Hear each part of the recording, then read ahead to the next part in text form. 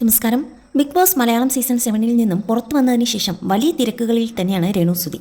വളരെ നെഗറ്റീവ് ഇമേജുമായിട്ടാണ് രേണുസുതി ബിഗ് ബോസിലേക്ക് മത്സരാർത്ഥിയായി പോകുന്നത്.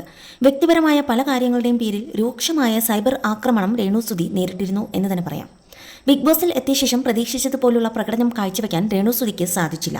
വിഷയങ്ങളിൽ ഇടപെട്ട് സംസാരിക്കുകയോ ഗെയിമുകളിൽ ആക്റ്റീവായി പങ്കെടുക്കുകയോ ചെയ്യാറില്ല. പലപ്പോഴും ബിഗ് ബോസ് ഹൗസിൽ രേണുസുതി ഉണ്ടോ എന്ന് പോലും സംശയിക്കേണ്ട അവസ്ഥയായിരുന്നു. അതിനിടെ പലതവണ തനിക്ക് ആരോഗ്യ പ്രശ്നങ്ങളുണ്ടെന്നും വീട്ടിലേക്ക് പോകണം എന്നും രേണുസുതി ആവശ്യപ്പെട്ടിരുന്നു. ഇത് പരിഗണിച്ചാണ് രേണുവിനെ ബിഗ് ബോസ് വീട്ടിലേക്ക് അയച്ചത്.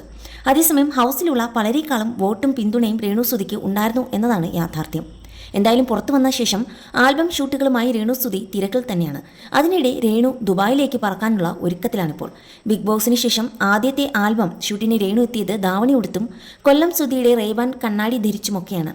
സുധി വിദേശത്തേക്ക് പോയി വരുമ്പോൾ വാങ്ങിയതാണെന്നും തനിക്ക് തന്നതാണെന്നും രേണു പറഞ്ഞു.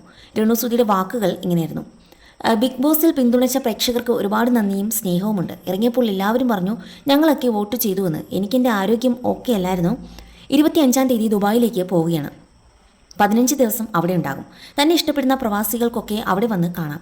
പാപ്ലോൺ എന്ന റെസ്റ്റോറൻറ്റ് പരിപാടിക്കായിട്ടാണ് പോകുന്നത്. ദേറ എന്ന സ്ഥലത്താണത്. ആദ്യത്തെ ഇൻ്റർനാഷണൽ ട്രിപ്പാണിത്. ഇനിയും ഉണ്ടാകാൻ ദൈവം അനുഗ്രഹിക്കട്ടെ.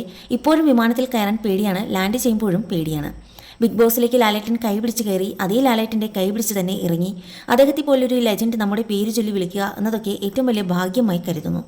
വിവാദമായ വോട്ട് ചോദിക്കൽ വീഡിയോ കസിൻ പറഞ്ഞിട്ട് ചെയ്തതായിരുന്നു. പോകുന്ന അന്നായിരുന്നു വീഡിയോ ചെയ്തത്. ഇപ്പോഴും ബിഗ് ബോസ് വൈബിലാണ്. അത് മാറാൻ കുറച്ച് ദിവസം എടുക്കും.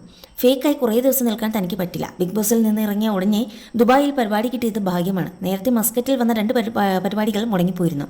ദുബായിലേക്കുള്ള വിമാന ടിക്കറ്റും വിസയും എടുത്തിട്ടുണ്ട്. ബിഗ് ബോസിന് ശേഷം കുറേ നെഗറ്റീവുകളൊക്കെ പോസിറ്റീവ് ആയിട്ടുണ്ട്. ചെന്നൈ വിമാനത്താവളത്തിൽ വെച്ച് തന്നെ കുറേ പേർ വന്ന് സംസാരിച്ചു. എന്തിനാണ് മോൾ ഇറങ്ങിയത്, ഞങ്ങളൊക്കെ സപ്പോർട്ട് തന്നിട്ടുണ്ടായിരുന്നു എന്ന് കുറേ അമ്മമാരൊക്കെ വന്ന് പറഞ്ഞു. അത് കേൾക്കുമ്പോൾ തന്നെ വളരെ സന്തോഷമാണ്. എന്തായാലും രേണു ഇപ്പോൾ പഴയ പോലെയല്ല. വളരെ നെഗറ്റീവ് ഇമേജ് ഉണ്ടായിരുന്ന ഒരാൾ ബിഗ് ബോസിൽ നിന്ന് ഇറങ്ങിയപ്പോൾ ഇത്രയധികം പോസിറ്റീവ് ഇമേജോട് കൂടി ഇറങ്ങുന്ന വളരെ ചുരുക്കം ചിലരിൽ ഒരാളായി മാറി രേണു.